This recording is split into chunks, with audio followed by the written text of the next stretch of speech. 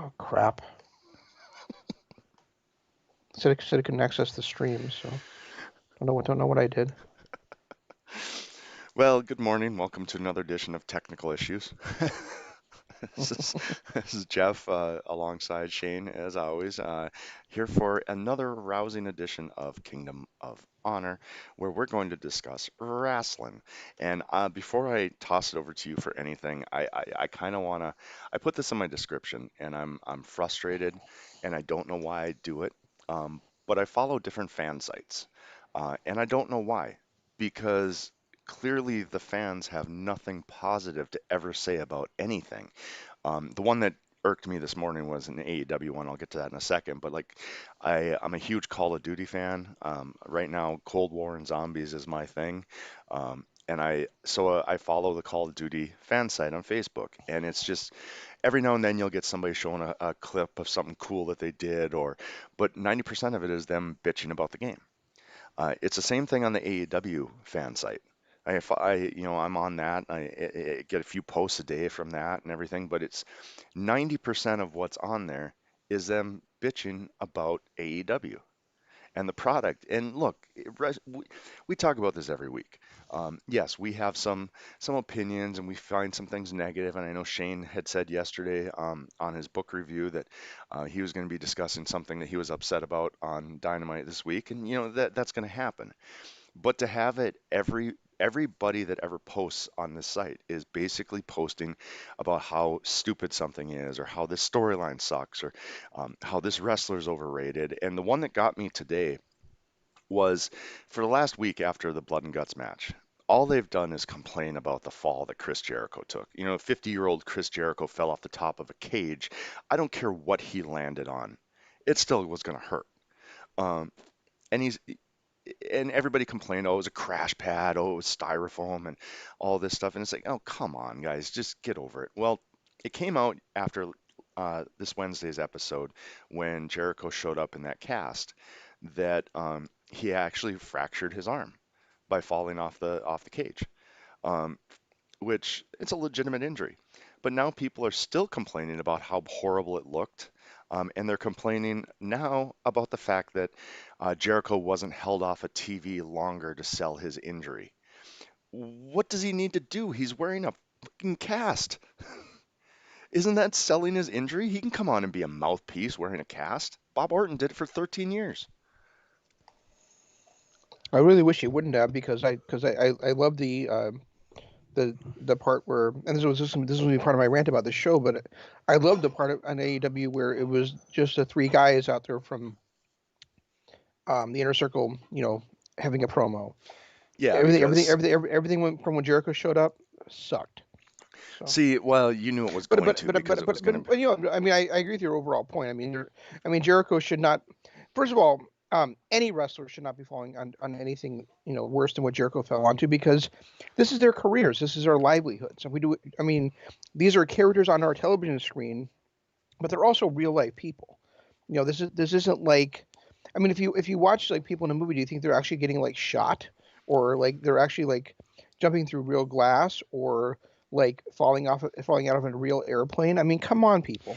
Oh, that was one of the posts on this thread that I was reading today, and he actually brought up if you'd seen Bruce Willis fall through a crash pad, you'd be pissed. That's all Bruce Willis falls through, if he even does the stunt himself. Right. And I mean, I guess I can kind of see his point, but at the same time, pro wrestlers don't have that option of having like trick photography and things like that unless you're doing a show like A Ring of cinematic Honor is one, doing right now, or cinematic match, or like Lucha Underground could have done something like that because taped. it was like it was filmed and they could edit it out and stuff like that. When you're talking about watching a live wrestling program, are you wanting these people to like kill themselves for your entertainment? Yeah, that's pretty Are much we what are the we are we are we, are we like in a Roman Coliseum type situation now? that's pretty much what the posts are about. There's half the people saying, "What do you want these people to die for your entertainment?" And then the other half is like, "They should have actually thrown him on cement."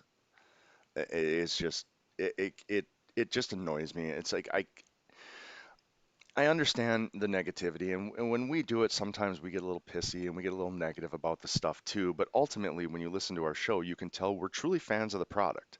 We're giving little things that are like, okay, that was disappointing to see, but I really like this too.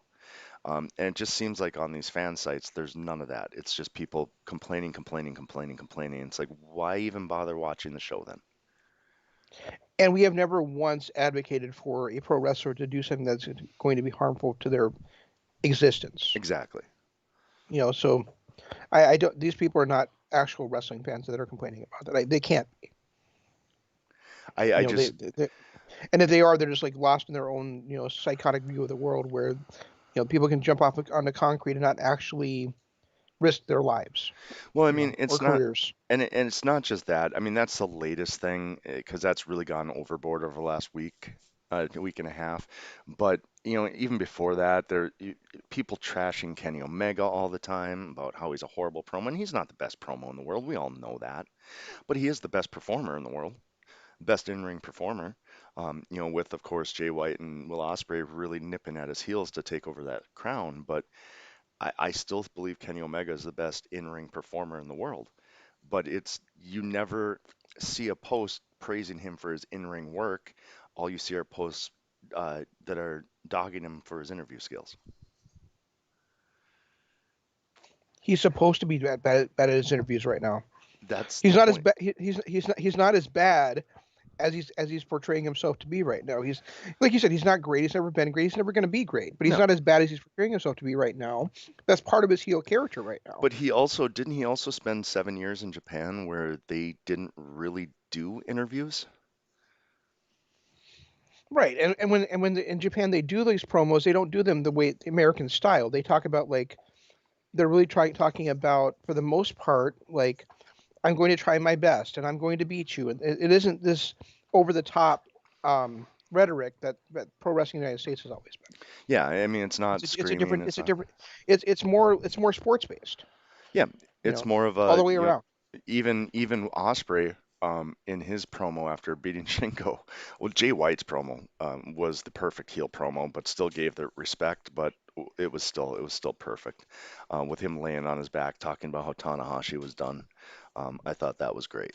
Uh, you know, but Yeah, the yes, it was, but Bullet Club is supposed to be a um a contrast to everything else going on in New Japan. right. So it's perfect for the leader of Bullet Club to be doing that. Yeah, and Will Ospreay kind of did the same thing in his Empire promo, but for the most part, when like especially when a face wins the main event, the first thing they do is pretty much jump on the mic and give praise to their opponent.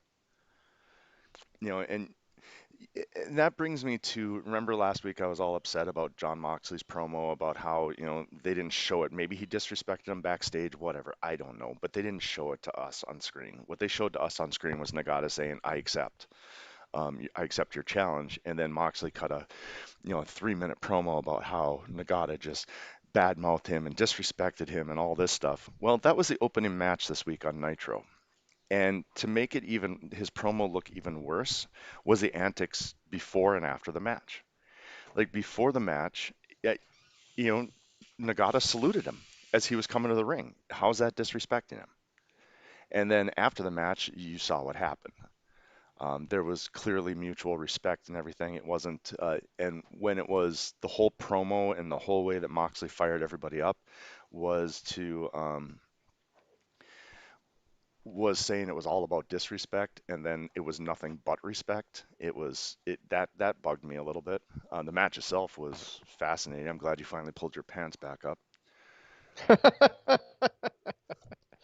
um, when we had talked about this, I totally not thought too deeply into it, but I did think about it, like, when the match was starting. I was like, wait a minute, this is Yuji Nagata.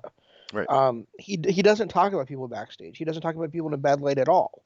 That's what he's been doing for years. Is he sends out a tweet saying, "I'm going to try my best to be my best today," Right. you know, or to be my best me, or something like that. So he's not the kind of guy that's going to bad talk somebody backstage like that. He would say something to your face maybe, but yeah. So I mean, Moxley had to be just wholly making that whole thing up. Is my assumption, Yeah, because making it's up just not. for It's just for storyline purposes, or for wrestling purposes or garage, For American because television that's purposes. yeah, because that's just not who Yuji Nagata is, as a person, um, or even how his character has been, at least for the last 5 years. It's just not the guy he And is. then, like I said, to Um, have before and after the match be nothing but respect between the two, it made that promo look even worse. And I remember saying it last week. I said it to you right after I watched the promo about how dumb it was. It just didn't fit with everything else. It felt like Moxley just trying to create bad blood between the two when there wasn't any.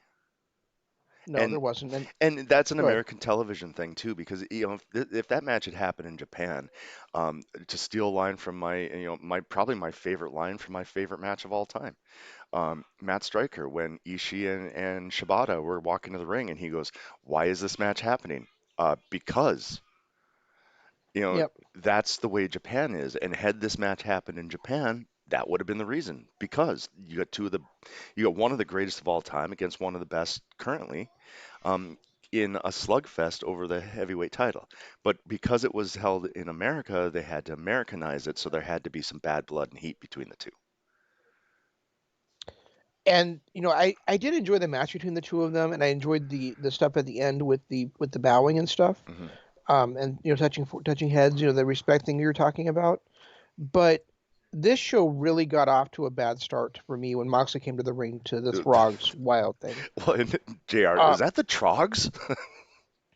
I mean, it's like, um, what the fuck? It does not fit That him at all.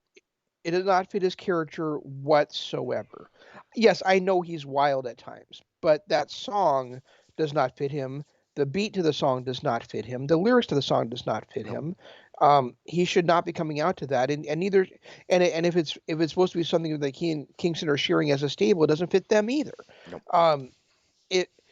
I am severely hoping this is only for his is only like IWGP music or something, I'm hoping it was a one-off.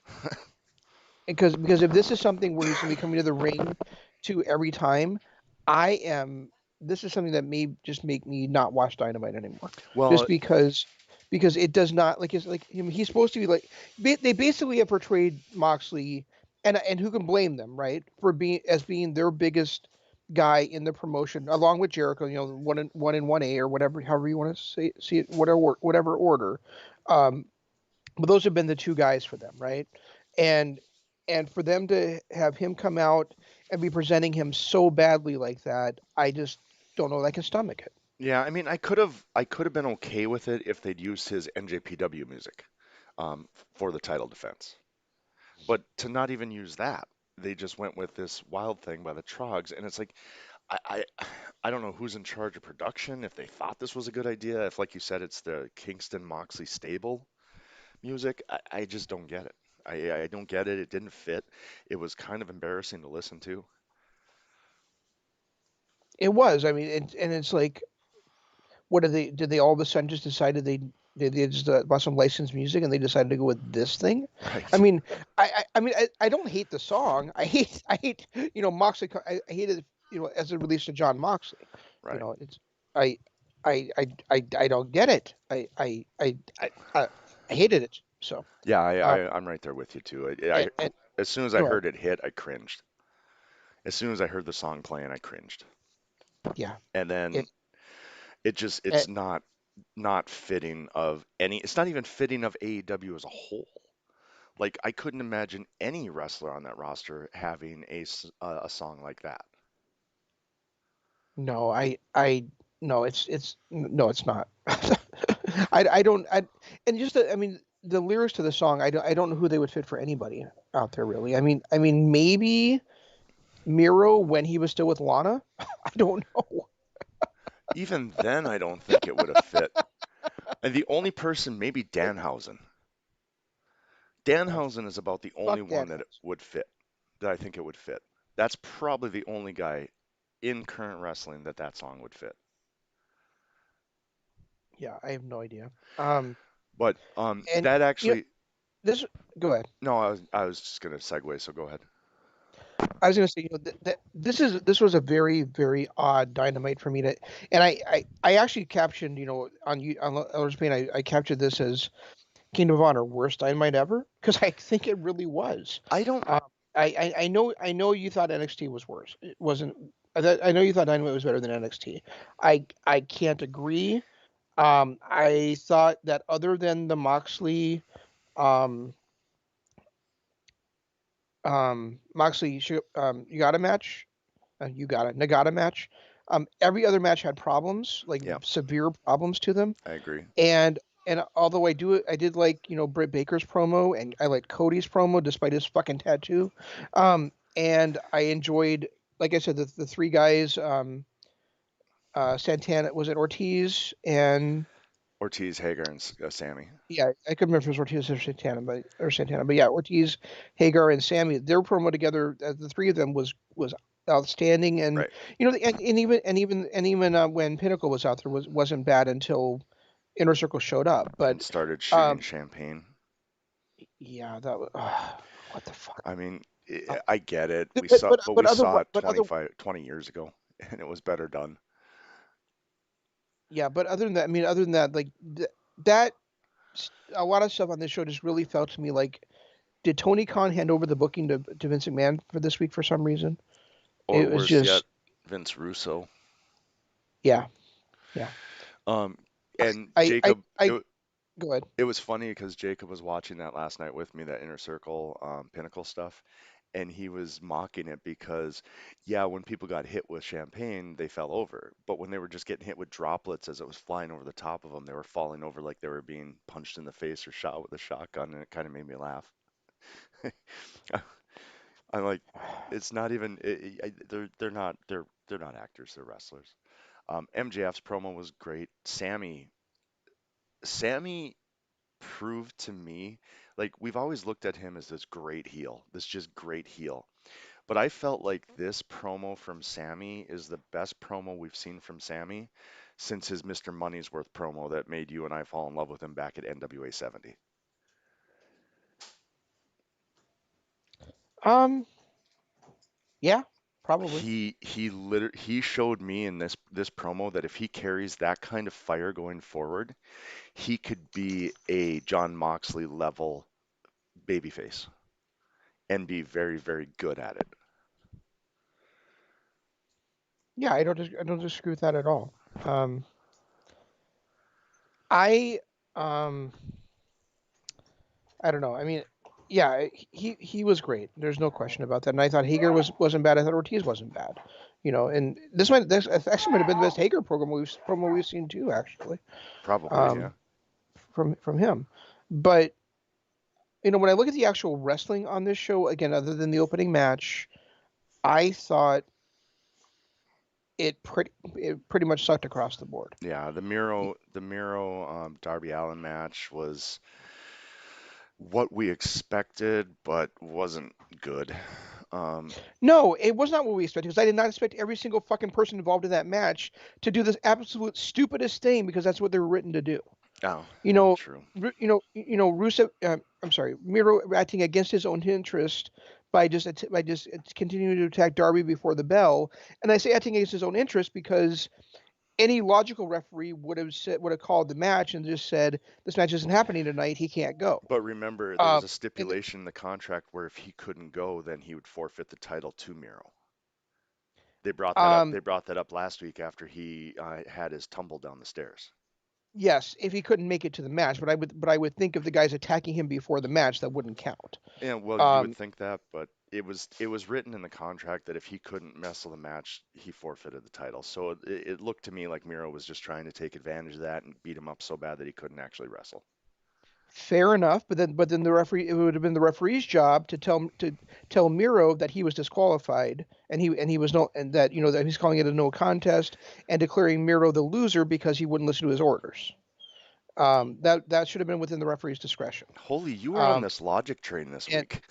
and you know and then you've got Sting standing outside the ring. Sting's supposed to be the paragon of justice. He's the paragon of order, right? Yep, He's supposed to, and he's supposed to be Darby's backup. And he stands there, not even looking concerned, just watching Darby get his ass kicked, just exactly. watching just watching Rusev. completely destroy Darby Allin, not giving a fuck, just standing there, Yep. doing nothing. Again, the stupidest thing you could do, and then Darby, of course, just taking off his stuff and getting ready to wrestle the match, and so, instead of, at least trying to collect himself and getting a few moments of rest. It was, the worst thing about in that was all awful, right? But Right. then you had to add on top of it, it's exactly the same shit that happened to Adam Page 2 weeks ago. Yep. It's like you couldn't. How fucking unoriginal do you have to be? I mean, you just did the same match to open the show 2 weeks before that. Rhaegar, shut up! And then you're gonna do the same thing again in your main event for the television championship, Right. for the TNT championship. I fucking hated it. I hated every single fucking minute of it. But everything, and then the cherry on top of this, Jeff, is that Miro shouldn't need this. No. Miro should not need to do this kind of bullshit. He should not need the help of um all ego and of Scorpio Sky to take out Darby Allin the week before. He should not. Damn it, Savannah! Shane got unplugged. Um, I agree with all that. I think that the inclusion of Ethan Page and Scorpio Sky lent nothing to the outcome of the match. In fact, made it worse. Um, I agree with the Sting just Can you hear me? standing. Yeah, I can hear you. I agree with the Sting just standing there, watching his protege get his ass kicked and not even trying to step in. He has a baseball bat, for Christ's sake. He could have used his baseball bat. I get Miro's logic behind it from the standpoint of if he can't go, he can't go. But and Miro automatically wins the belt. But in all reality, Miro's supposed to be this badass. He doesn't need to beat up his opponent before the match to win a match. Um, Exactly. he's I been mean, I mean, I mean, look at all the work Darby has done at making that TNT championship shine. right. And now this is how Miro takes it from him.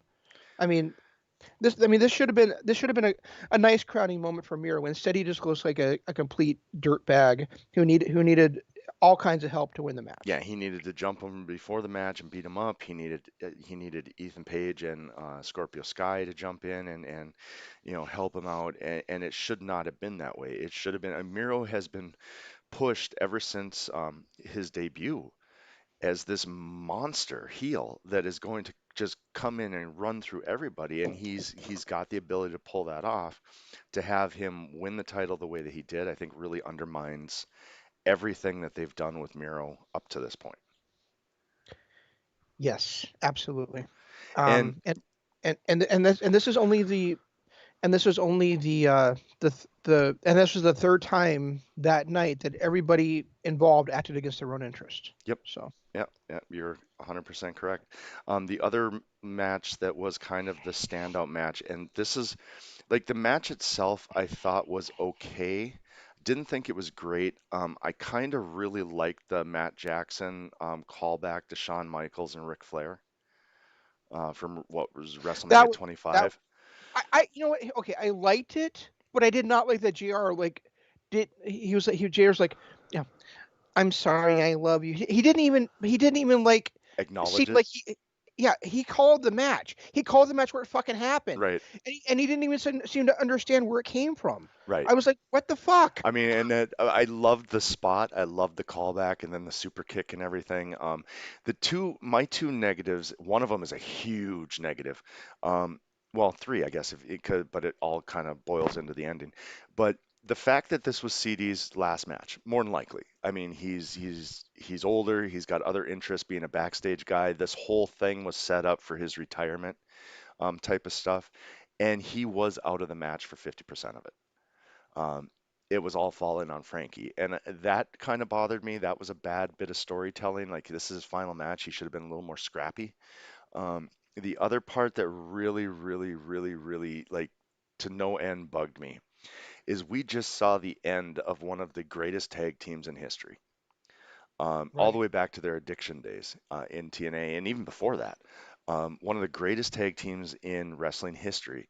And once they got beaten, instead of letting the camera hang on them for a little bit, instead of giving them that moment with the crowd and the crowd chanting. And we looked at Frankie for 30 seconds while they're talking about a commotion in the back. And then, of course, we cut to the back where Moxley and Kingston are destroying a locker room. By the way, the locker room of the four guys that they're trying to beat up who are all in the ring right now.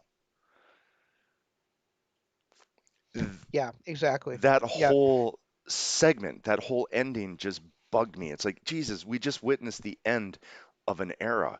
And instead of, letting it breathe a little bit, we're just going to cut to the back in a nonsensical backstage promo. yeah. See, that's what I hate. I mean, the actual match itself was really good. Right, Okay. I mean, I'm not saying the match itself wasn't good. When it was the four guys involved in the actual match, they really put on a nice show. It was great to see Celebrity Rehab come back. right. It was fun to see. And I really wish SCU had. I'm sorry. I take that back. I really wish the Bad Influence had been on our screens more often the last few weeks, rather than saying they were like 9-0 or 10-0 this year, and But we'd only having it actually got to see all done on dark. Yeah, I agree. all done on dark. Yeah, I think it would have been a lot more poignant and meaningful to us if we had actually seen them rise up on their actual show on national fucking television. But that being aside, I thought when it was a match for titles versus careers, there should have been a stipulation it was only the four guys in the ring. That they should not have been able to have their stooge out there. They should not have been able to have the Good Brothers out there. They Superstar should have Billy been Graham banned. shouldn't have been there. They should have. Yeah, superstar Billy Graham and Chains from DOA. the old DLA should not have been out there. But but That just it made should have me just laugh been. because I did a double take a couple times because all I saw with this was this tie-dye shirt and these long feather earrings, and I kept doing a Yep. double take going, is that Superstar? But it should have only been the two tag teams out there. That's all should have been allowed. And I'm not saying that Bad Influence should have won the match. I'm saying that it would have meant a lot more and made a lot more sense if it had just been the two tag teams out there. And if they weren't going to do that, then like you said, we already knew Moxley and Kingston were in the building. They were just been there for the previous fucking match. Right. Um, they should have been going out there to get the guys that they fucking for instance drove a truck into the trailer and tried to get to before, instead of just said, oh, I think we'll trash their dressing room really daintily while they're out there at the ringside. What the fuck was that? Right. I mean, granted, that action fits their new Wild Thing theme song, but it doesn't actually fit the characters we've seen for the last, I don't know, year for Kingston, two Well, years for Moxley. I yeah, I don't I don't get any of the way that the show was booked at they all. they come off as smarter than that. And when their whole reason for destroying the dressing room was because the elite wasn't there. So they destroyed the dressing room instead. But the elite was all out in the ring on TV and they knew it. So it Exactly. just, and to have it cut away from the addiction, bad influence, SCU, whatever you want to call them, um, to have it cut away from them in what was essentially CD's retirement match, what was the end of an era, the end of one of the greatest tag teams, in history, and to have it cut away and not even let that moment breathe for a stupid segment that made no sense and didn't fit anybody's characters, that just really angered me. Um, when you think about this, though, where do we go with Frankie? Is He's older? I mean, how old is Frankie? He's got to be pushing 52, right? 50 as well, Um, I mean, not 52. I knew what you meant. I actually just decided not to comment on that. All right. Um, let's see. I'll look it up while you Yeah, keep talking. I'm looking it up too. So, but what do we do with Frankie now? He's definitely talented. He looks like he's 43. Um, but he looks in better shape and better conditioning than he did when he was in his 20s. Do we push a 43-year-old Frankie Young to the top of or Frankie Kazarian to the top of the card? Is he, you know, a guy that they could push as a singles star to be a world champion? or is he too old and that's just past his time? Yeah, and when you think when you actually ask me that question, then I think about how much better they could have made this. I mean, I already mentioned that I think the Good Brothers should have been banned from ringside. I think that I can't think of the other guy's name, but their stooge should have been banned from ringside. Um, Michael Nakazawa, no, the Bucks old guy, the Bucks old friend. I can't think of his name right now. Don Um, Callis. no, the Brandon Cutler. Bannon Cutler. That's it. Anyway, I think that they should have been banned from ringside. But think how much more they would have set up for things going in the future with Frankie Kazarian if it had actually been Scorpio Sky and Ethan Page that had interfered. Because like you had mentioned before, like it seems like Scorpio just broke away from SCU and there's like been no like mention of it whatsoever. But he and Kazarian were the first two AEW tag team champions. Hmm. There should be something going on between the two of them, and then we could get like Darby Allin and Frankie Kazarian taking on Ethan Page and Scorpio Sky instead of goddamn 800-year-old Sting, And how who about who apparently doesn't have any actual emotions towards Darby Allin anyway. So speaking of which, how about Scorpio Sky? We break him away from SCU without any kind of prior anything happening. Just all of a sudden he shows up as a single star, and we're going to push him as a single star. But oh wait, let's all of a sudden throw him into another tag team. yeah, push him as a single star for about About a 5 minutes. week and a half, and then all of a sudden he's now back in another tag team. And I think Yeah, I think that's a bad use of Ethan Page too. In 100% honesty, I want to see Ethan Page break out as a single star that I know he can be. We saw how great he was with the North and Josh Alexander, but it's his time to be a singles wrestler. And I think both those guys are now going to kind of be pushed back a little bit on their development because they're back into another tag team. I think them being together as part of a stable is good. I think Right, them being a consistent tag team is bad. right. I agree. So. So yeah, so I think we're on the same page on that one. And Kazarian, I mean, he definitely belongs in that TNT title division, but the problem is that there's so many people already in that division, you know, I, Yeah, or I don't know. I mean, apparently now we're gonna get.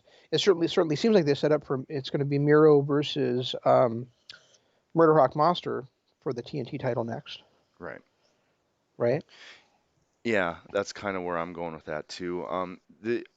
Before we move off of the SCU stuff though, um, I feel like this match should not have been given. Like, I like that AEW does give away title matches, pay-per-view quality matches, and everything, but with this being the end of an era, this should have been saved for a pay-per-view. This should have been saved for Double or Nothing. It almost Well, yeah, feels but like the, but it the, almost feels like it's it was just rushed just to get Kingston and Mox on Double or Nothing, Yeah, it's a stepping stone for. They were just used as a stepping stone for Kingston and Mox. That's all, which and not, e- is and not even really that because Kingston and Mox didn't even feature in this match whatsoever. right. So Yeah, I mean, it just felt like it was a waste of a great moment, a waste of the end of an era, a waste of a 6 month storyline. Because, like you said, they were doing all their wins on. Same thing with Baker, for the record. I mean, she rose to the number one by getting all her wins on Dark and whatever it is, Elevation. Um, it seems like they're relying too much on their YouTube channels to build stars when they should be building their stars on the actual program that people are watching weekly. yeah, I agree completely. Let's maybe throw Cody, a match, maybe Cody QT Marshall. That match could have been on Dark. Then we could have actually saved the real blow-off match between the two for later on. Well, apparently there was a real blowout match between the two because now Cody's having a pay-per-view match against Anthony um Gogo. Anthony Ogogo. Yeah. So It just it's I enjoy the wrestling. I enjoy a lot of the characters. I really do like AEW's product as a whole, but I feel like their booking decisions are a little rough. I feel like their payoffs are a little rough. I feel like the fact that we're supposed to care about 6 hours of YouTube programming to understand why somebody's a number one contender is a little rough. I hate the fact that Adam Page, after being you know pumped up as this great number one contender and this whole storyline that they really abandoned between him and Omega, and I'm thinking, okay, we're finally going to get this payoff. Loses one match, and all of a sudden he's the fifth ranked guy, and Orange Cassidy and Pac are now 1 and 2. It just that's my only real issue with AEW is their really lack of developing stories. Speaking of Pac and Orange Cassidy, it felt like to me, and maybe it's just me, maybe it was just because I was already in a bad mood for as the show kept progressing. But I felt that those two guys went out there, and other than the very beginning of the match, when they had that little the little stand up with the broken glasses, and then Cassidy does the dive and pulls out the new glasses, and they go to commercial. I felt everything else in that match just felt like they were going through the motions because Yep. they knew that they were just setting up for interference by Kenny Omega, which I predicted last week. Yep, and You know, go ahead. I got that feeling too. I felt like they were holding back. I felt like they never really got into fifth gear. Geez, I don't think they got into The third gear third to be gear, honest. And it felt to me like they were doing it because they knew that another match was coming up. So exactly. they didn't want to go out and have a great match like they did. Was it last year at Double or Nothing when we realized that Orange Cassidy is not just a sloth, he's an actual decent wrestler? Um, or was it 2 years ago? I can't remember. But No, it was at Revolution last year. okay, but they they didn't want to go out and have a great match like that was because they knew in the back of their heads they were going to have this triple threat match that they're going to have to do better in. Right. So yeah, I felt the same way. I felt like they never got out of second gear. I felt like they were just kind of going through the motions, waiting for Kenny to come out and attack them. So, and I was in a good mood when I watched that match. So, but I felt the same way. Yeah, I just and that's what it's the whole thing, the whole night just to me, like I said, felt like it did not feel like this had been booked by somebody working for the company. I did not like pretty much anything that happened on this show. So I and that's why I was like, might be the worst Dynamite ever because nothing they did made any sense. Nothing they did to me felt like they added for momentum in any way, shape, or form.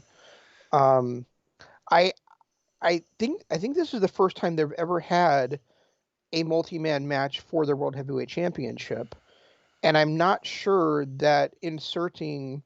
Actually, I know for sure that inserting Kenny Omega into the who is. Let me say this. The way I've been saying everything else on the show, the World fucking Heavyweight Champion into a feud between Death Triangle And and the best Best Friends friends. stable makes any sense whatsoever. Um, I really do not like the match is going to be great. Okay, I mean, I don't see any way the match is not going to be great between those three, but for it to actually make any sense to me, they're going to need to do a lot of hard selling over the next 3 weeks. 14 days. Yeah, Um, not the even 3 weeks. There's two dynamites to go before Double oh or yeah, Nothing. okay. So yeah, they're gonna have to do a lot of, and I mean, I'll give Omega credit. People, we talked about his promo issues and everything, but his promo last week actually made both guys look like legitimate threats to him, and made me excited to watch a match with either Orange Cassidy or Pac. Um, Yeah, but not necessarily both, right? Not necessarily both, no. The other thing too is that um, I will say this is something we've been complaining about for a while, and I'm happy that they kind of are going forward with it now, moving Moxley away from Omega for a bit. Yeah, Well, he's kind of. He's still facing off against Omega Stable. right, but not Omega. Omega's off on his own little storyline, and it's kind of becoming Mox and Kingston against the other four. You know, the last pay-per-view they had, Revolution. Revolution was the last one, right? I believe Yeah, I so. think Revolution. And we had talked about how like it wasn't appealing to either one of us.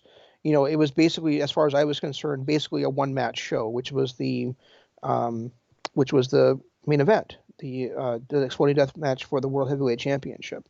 Now, when I look at what they're setting up um, for Double or Nothing, I do think they're putting an appealing card together. I just don't necessarily like the way they're booking it to get there. I mean the Stadium Stampede match making a return is awesome to me. Right. Sheeta versus Britt Baker for the Women's World Heavyweight Championship is awesome to me. I think the Young Bucks versus Moxley and Kingston is going to be awesome. I think Miro versus um, Lance Archer is going to be awesome. I think that there's a lot of pieces on this show that are going to be great. It's almost the other way around for me, where I think the undercard is going to sell it to me more than that main event, because even though I think the main event is going to be a great match, I don't necessarily like that they've inserted the World Heavyweight Champion into a mid card feud. The You other know? match that really stands out to me that I'm looking forward to is Paige versus Brian Cage. Yes, I totally forgot to mention that, add that one on here. But yeah, Paige versus Bryan, and I really think that they should have, they should do something with that match to make that FTW championship on the line. Right. If they're not going to have, if he's not going to defend that FTW championship, why even have it anymore? Part of me is excited for the Christian Cage versus Matt Seidel match next week, but part of me is trying to figure out what they're doing with this because isn't he trying to battle with Taz, but he's not battling with Taz? I don't understand. I don't know. Maybe Matt Sydal's going to end up being part of Taz's table. With Mike, Matt and Mike, Why not? might as well. But no, I mean, it kind of came out of left field. He's cutting a promo on Taz, and he's going to stand there with an open contract, send any one of their members out, and blah blah. And then all of a sudden, I signed that contract. What, Matt? What? Where'd that come from? Yeah. Like I said, I thought that everybody on this show did exactly what they were supposed to do by script, not because they did anything organically. Matt Sydal doing that didn't make any sense. Like I said, what Moxley and Kingston didn't make any sense. What Darby Allin, And Sting. Miro, Sting, and the referee all did in that match didn't make any sense. I and you know and Kenny Omega, again, like I said about Miro, acting against his own interest, because I mean, come on, Kenny Omega is a wrestling fan. He knows that taking out the two top contenders does not mean he's not going to have to defend his fucking title. Right. They're just going to name somebody else anyway, and now he ends up being in a double jeopardy match, triple threat match. So I I. Oh, and you know what? The other thing, I mentioned this briefly, but I do want to just say right off that I thought Cody's promo on this show was fucking outstanding. I Um, I thought it was just an amazing piece of probably the best promo he's given since he talked about his feud against Dustin. To be honest with you, there were a so couple of moments that I cringed at. Him bringing back the American Dream for one night only. I get it.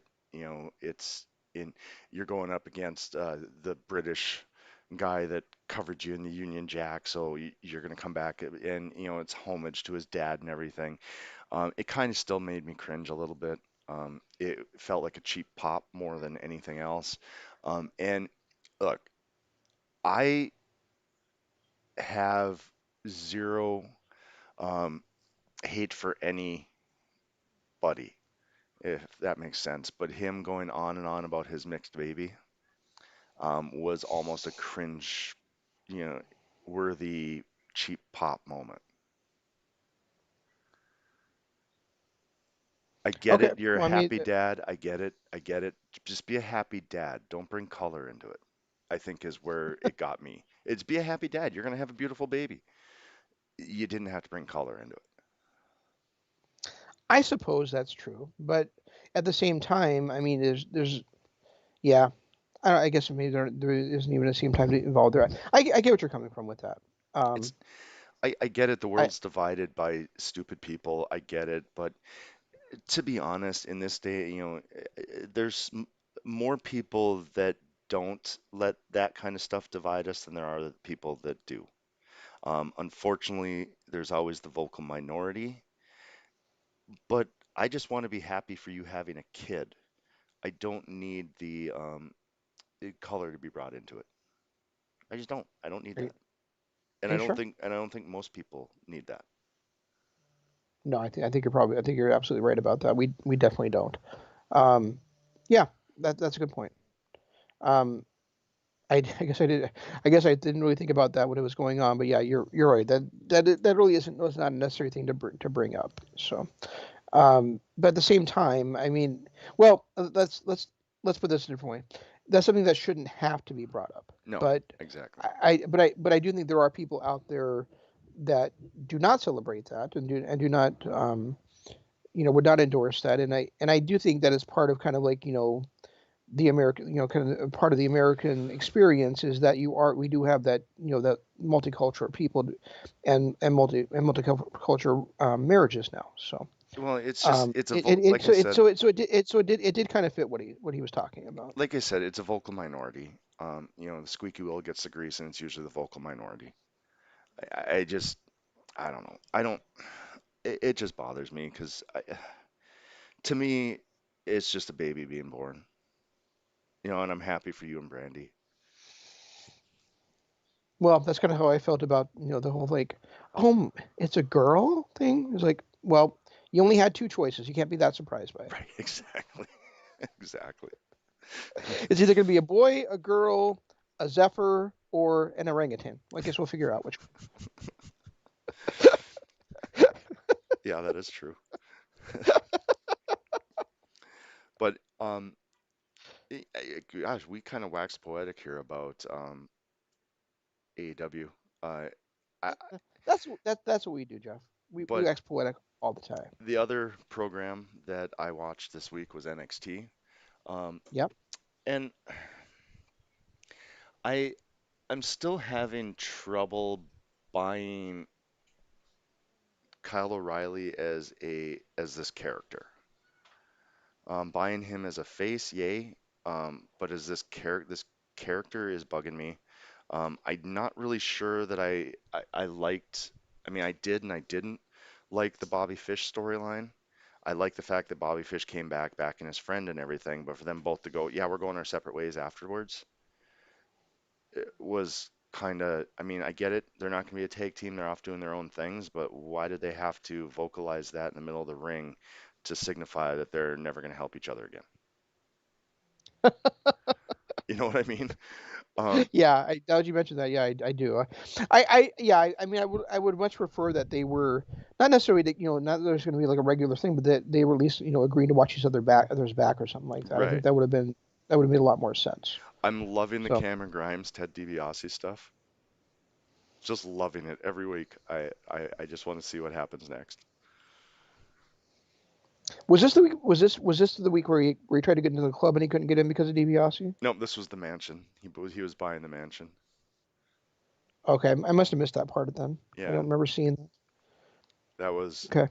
uh, that was enjoyable. I just love the Ted DiBiase, Cameron Grimes stuff. And surprisingly, and it's funny because after last week us bashing him, it was kind of fun to see Kushida and Escobar put on a great match.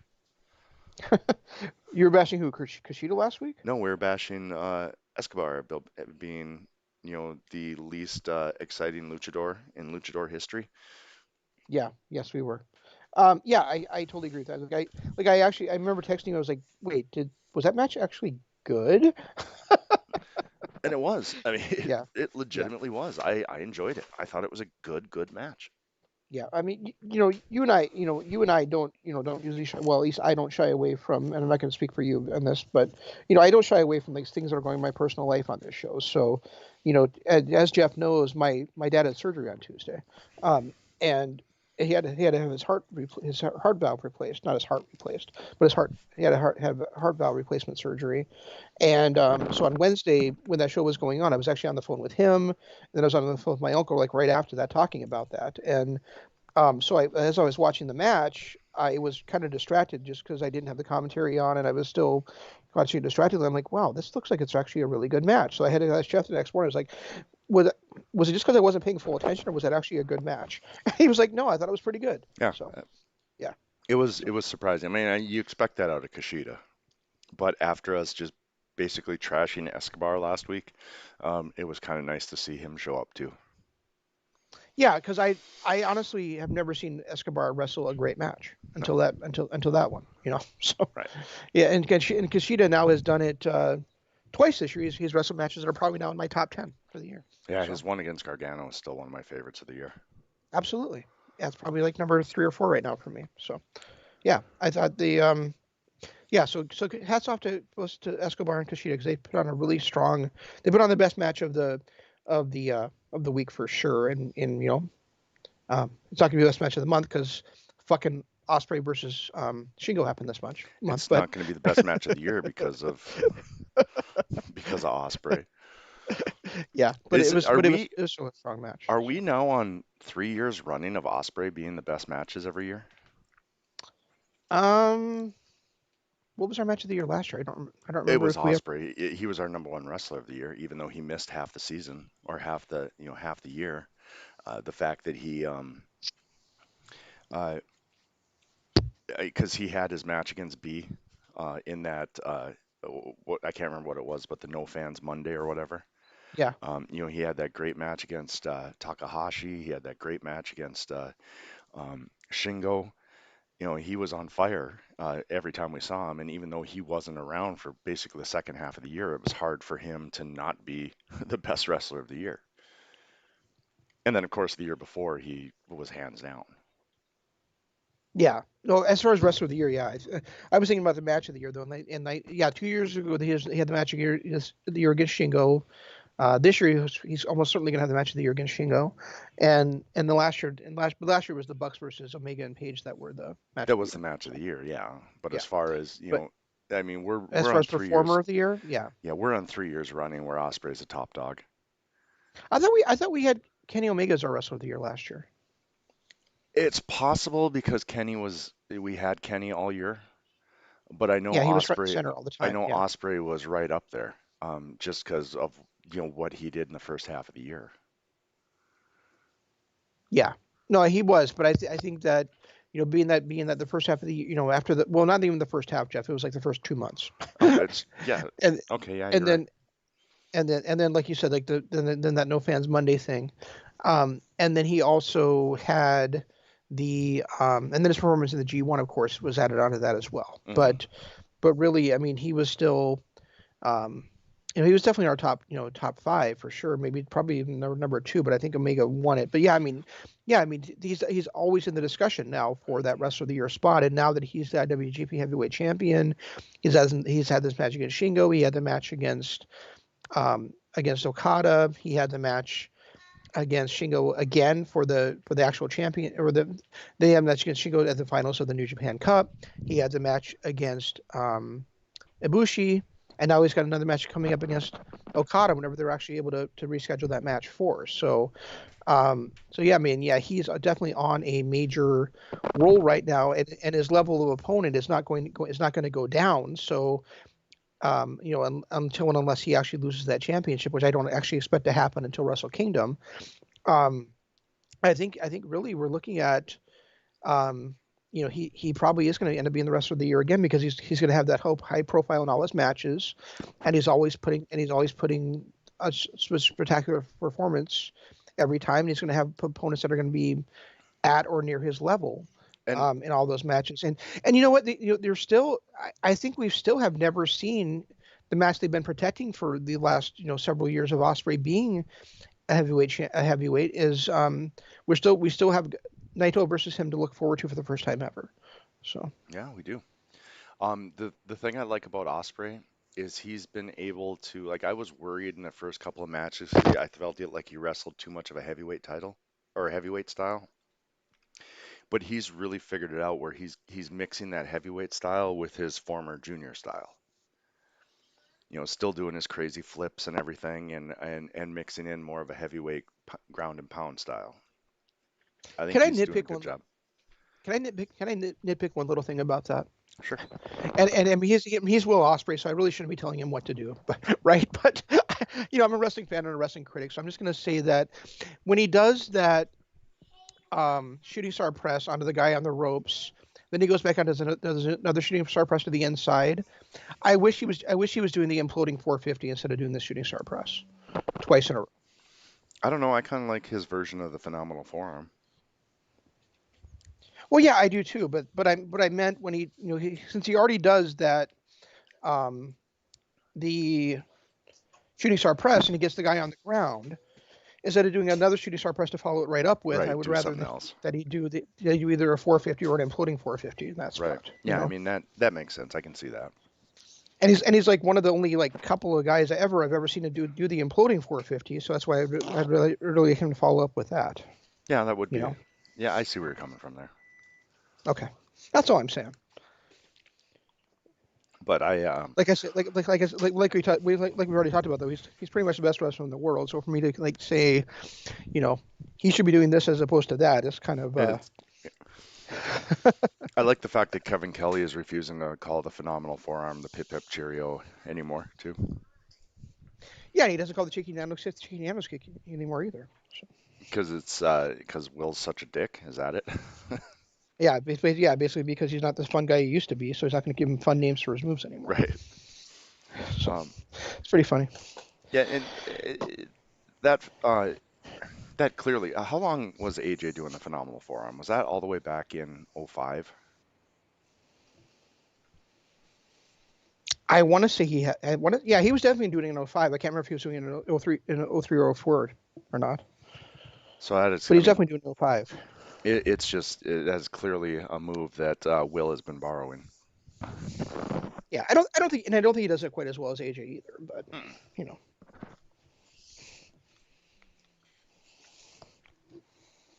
I think hasn't Ricochet borrowed it before too? Ricochet borrows a lot of stuff. Oh, speaking of guys doing moves off the ropes, I watched Ring of Honor last night, and Dak Draper did a springboard elbow, Oh my. like from the like not the handspring elbow, but he like hmm jumped up on the second rope and did a springboard elbow onto Eli Isom. Wasn't Ryan Nova? Didn't he come back under his real name? Who's Ryan Nova? He was the third guy with Cheeseburger and Eli Isom. He might have. I don't know. I thought I saw that on Ring of Honor last when I watched. Yeah, I don't remember. He was the third guy that never did anything. Gotcha. Yeah, so he probably did. Ryan Nova. I mean, it sounds familiar that Ryan Nova was on there. I guess I just didn't realize it was the other guy. And another guy with another guy in that whole. Ryan Mooney is what he's going by now. Okay. And another guy in the whole. What do they call that? The dojo thing.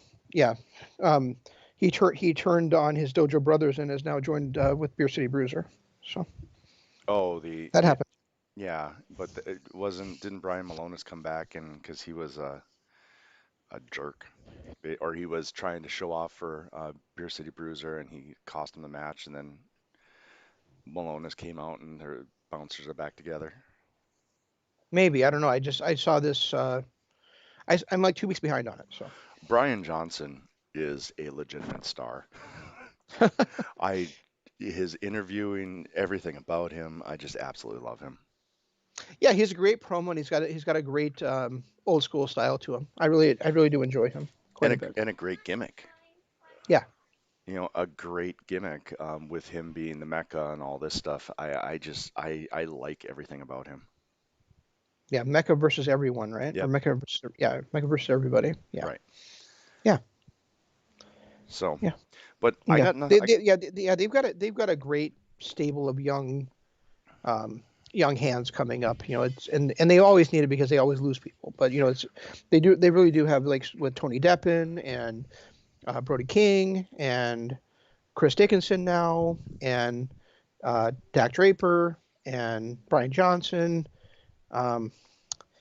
even Danhausen to appeal to a certain, I guess, type of person. And then you got Eli Isom.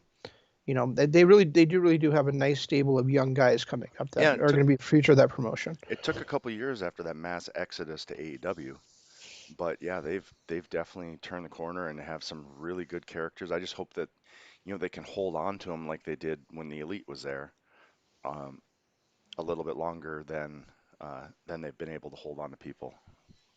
Oh, and I forgot about Shane Taylor's guys too. Those two guys are just fucking awesome. Oh, so, yeah, I mean, yeah, they've got really they've got 10 or 12 guys that are like next up that are, really going to be strong for them. Yeah, I just Um, hope that they don't go to WWE and have their gimmicks completely changed. I mean, granted, it worked yeah, for Damian Priest, um, but there's not too many people that go in and have their gimmicks changed by WWE and are even half what they used to be.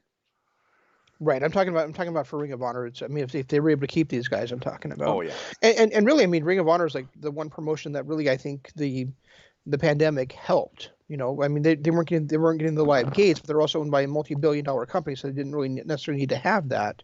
But it did give them a chance to slow down. It gave them a chance to like refocus their television show, and give these guys some time to catch up talent-wise as well. So, I'm not saying the pandemic is ever a good thing. I'm just saying that I think that it really was something that helped help these guys in their development and maturing and that kind of thing. hey, I'll always give it credit because it gave me the ability to work from home. Me too, You brother. know, so I'm always gonna, I see where it's coming from. It changed a lot of things for the better. It's, sad that it happened. You never want a global pandemic, but there's a lot of things that we do now that we didn't do a year and a half ago that I feel make my life better. Like, I haven't been inside a Walmart in over 2 years, but I still buy their product because they have a pickup. I hope that never goes away. Um, Little things like that.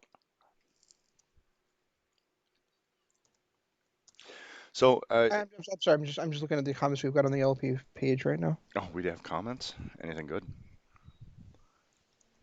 Um, One guy says hi from the UK. What about Christopher Daniels? Um, Hi there. Yep.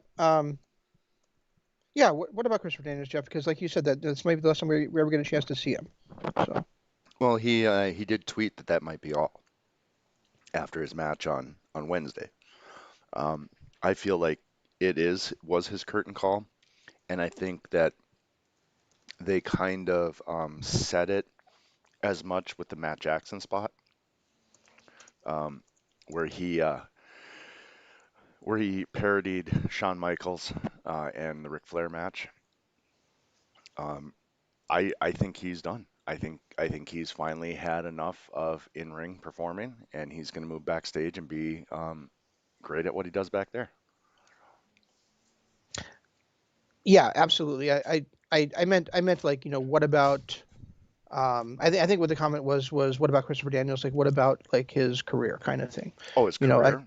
I think and I think if I look back at his career, I do think there's some lost opportunities there. I do think there's some spots where he could have been a bigger deal than he was, but at the same time, he's always given his all. He's always been one of the best performers on the planet.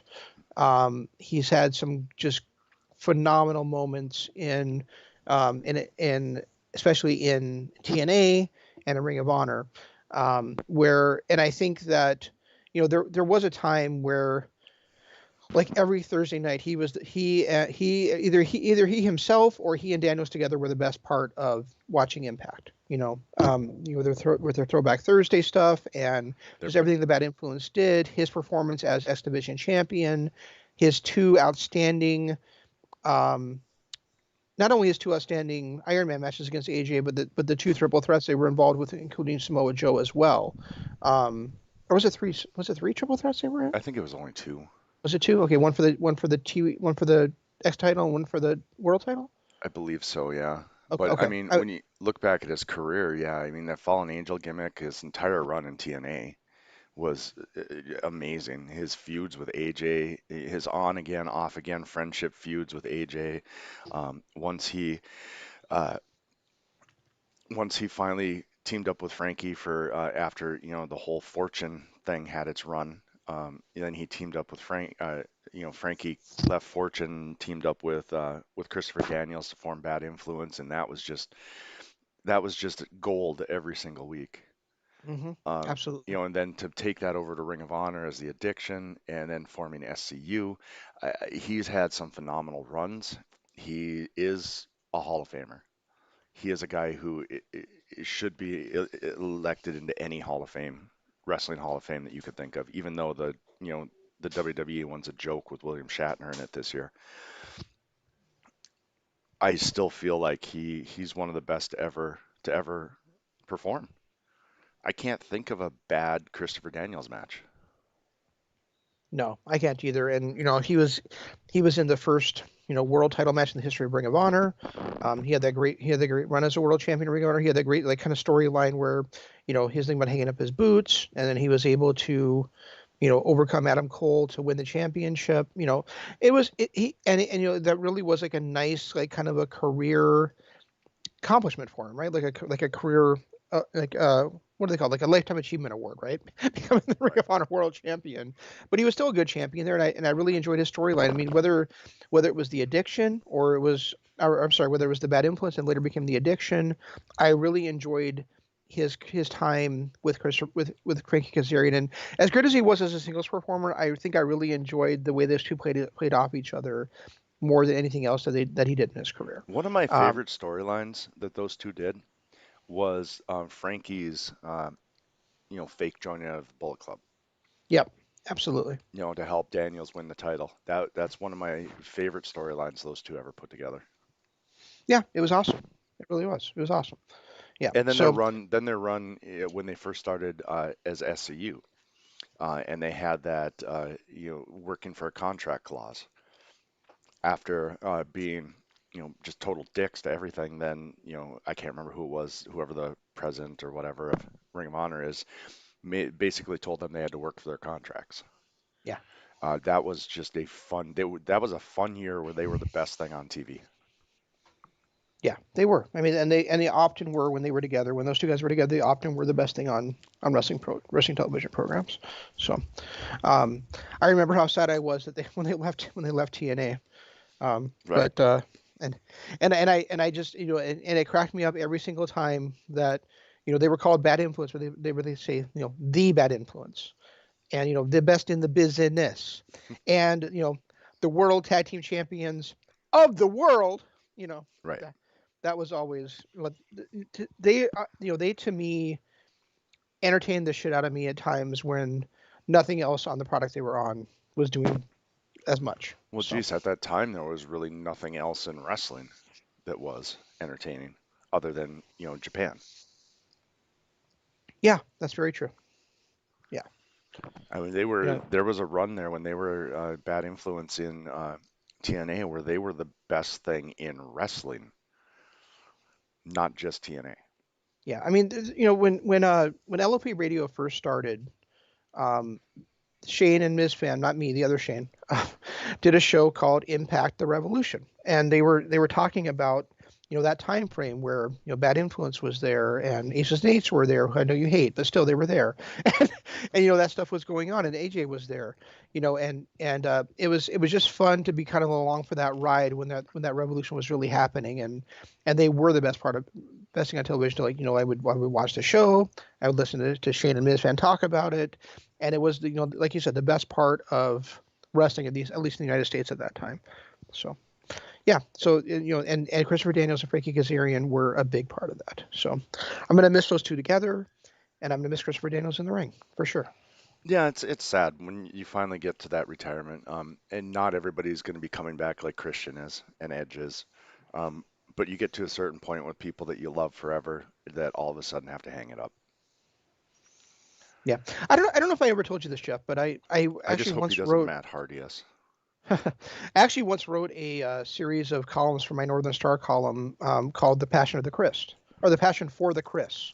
And the five guys I covered in there were Christopher Daniels, Chris Benoit, Chris Jericho, Christian, and well, must not have been very much passion for the sport for the fifth guy because I can't think of who it was. But anyway, so Christopher Daniels actually was had like an entire like I don't know 3 pages of words from me at that time. So yeah. Who was the other guy? Chris Sabin. Chris Sabin would have been the fourth. Would have been the fifth guy. Duh. I was sitting here thinking, who could the fifth Chris be? I can't even think of another Chris. Yeah, it was Sabin. So yeah, and if I think about those guys like over their career, Christopher Daniels would probably be just ahead after after all the time that that he's put in since then, if I had to think about their careers now, would probably be Chris Jericho number one and Christopher Daniels number two out of that list. Hmm. So Yeah, I mean, Christian, his career ended too early. Granted, he's getting a second run at it. Benoit, we all know that happened too early. mhm. And Chris Sabin is kind of that second tier. I don't know that. I mean, he had some good runs with the X division. He had a great run with Alex Shelley as Motor City Machine Guns. Um, Speaking of which, I wonder what's going on with Alex Shelley. I know he took time off because of some personal stuff that was non-COVID related, and we just haven't heard from him since. Chris Sabin is not just a former X Division champion, Jeff. He He was, actually is also a world champion yeah, and for TNA. he's the one who started that clause. No, he was the second Or one to use that class. was it Austin Aries that started it? Austin Aries started it. Yep. But Sabin's the guy that won that like won it. Either he cashed in the same night or the week after he won the X Division title. I can't remember which one. Something like that. So So Alex Shelley is an American physical therapy clinician. yeah, he went to school a couple of years ago to do that. I was unaware of that. He actually retired from wrestling to do that, and then I think he just loved wrestling so much he had to come back. Hmm, okay. Yes, Arlo. Okay, grab a juice box. I mean, I don't see that he's not wrestling. Give me a second, Kush, Arlo. what? I'm looking up Alex Shelley. He retired for a couple of years to get that degree, Right. and then he came back. Yeah, I'm just wondering where he's at now. Oh, I have no idea. Um, so I'm kind of looking through his Wikipedia. He was scheduled to team up with Sabin and Rich Swann against Kenny Omega and the Good Brothers, but then legitimately had to back out due to unavoidable circumstances. Later revealed that his career outside of wrestling required him to step away from wrestling for the time being until he is able to get the COVID-19 vaccine. Ah, So there must have been a COVID scare. He said he didn't have COVID and he wasn't sick, but they must have had a COVID scare and he just didn't want to risk getting sick. So, well, it might have been that because of his job as a physical therapy clinician that he had to, as a physical therapist, would be another way to put that, right. that he couldn't wrestle until he was fully vaccinated in case he came into contact with somebody wrestling that actually did have COVID. That's That possible. makes that makes a lot of sense to Right. think about it that way. Yeah, it So does. So, but I don't have really anything else. I mean, was there any other comments there that nope, the one was worst time ever. I wouldn't say there were some good matches, and we explained why they weren't. and then it was just like, hi from the UK. What about Christopher Daniels? So that was the only two comments we had so on our chat. someone agreed with you about the worst Dynamite ever? No, see, no, it was a question. Worst dynamite ever? I Oh, wouldn't say that. It was yeah. like, I mean, I agree with that. There was some there's been some rough Dynamites throughout time. This one was disjointed, like you said. It felt like somebody other than anybody employed by AEW actually wrote it. It felt more like a WWE product than they've ever felt before. I'm really upset about them not giving SCU their due. Uh, and then like you said, the whole Miro, who was this badass monster for the entire year he's been there, all of a sudden needed help from everybody else and underhanded tactics to win a belt. well, I mean, and yeah, there were some rough dynamites before, but most of those were like at the beginning of COVID, where they only had a handful of guys to piece together, and those are understandable. This one I'm talking about, yeah, there might have been some good wrestling in these matches, but everything surrounding those matches and the booking was completely awful and contrary to what everybody should have been doing. Right. That's why I feel like it was the worst dynamite ever. So, Yeah, it makes sense. It makes sense. all right. So But that no, that's that's all I've got. So we'll be back on Monday on Saturday with Shane's book addiction, talking on our channel, not on LOP radio, but on our channel, talking about Shadow of the Gods, which I should be wrapping up. I'm at like 79% of it right now, so I should be wrapping it up in the next couple of days. and then next Sunday morning, we're going to be discussing the first 4 episodes, possibly more of, what was it, Jupiter Sun? Or Jupiter's Legacy. Jupiter's Legacy, and then of course back here with more wrestling on both our channel and the LOP radio channel. If you're listening to us on one of these channels, do us a favor, drop a like on it, hit the subscribe button, ring the notification bell. Just push all the happy buttons. And it really helps us out. And then also, if you get a moment, head over to our Patreon page, patreon.com. It's got our archives. You can listen to us do this stuff all the way back to 2015. And then, of course, we've got some exclusive stuff on there as well, stuff that was made solely for Patreon. So if you could do that, I would be grateful forever, and I'm sure Shane would as well. Yes, we'd be gratefully grateful. Gratefully grateful. Anyway, that's all we got. We'll try to do better next time. This is Shane saying long days, pleasant nights, and Jeff saying goodbye.